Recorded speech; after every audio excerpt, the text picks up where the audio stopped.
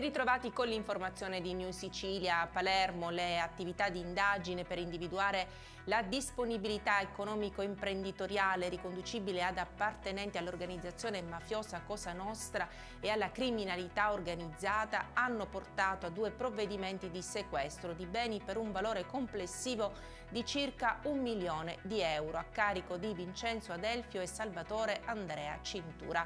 Adelfio era stato arrestato nell'operazione denominata Brasca con l'accusa di aver fatto parte della famiglia mafiosa di Palermo, Villa Grazia. Emergono nuovi particolari dell'operazione Tiffany che ha fatto scattare misure cautelari per 13 persone accusate a vario titolo dei reati di associazione finalizzata al traffico ed allo spaccio di sostanze stupefacenti.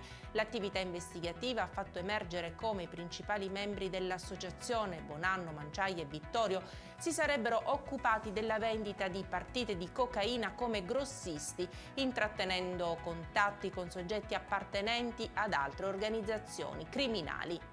La Procura di Agrigento apre un fascicolo per omicidio colposo, al momento contro ignoti sul decesso di un feto al 9° mese di gestazione, morto prima di venire alla luce all'ospedale San Giacomo d'Altopasso di Licata, in provincia di Agrigento. Sarà l'autopsia a chiarire le cause della morte, intanto i genitori accusano i medici di negligenza.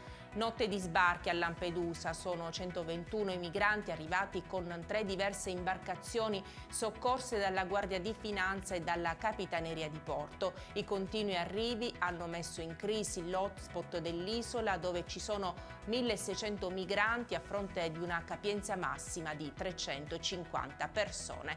E con questa notizia per adesso è tutto, grazie per averci seguito. Arrivederci.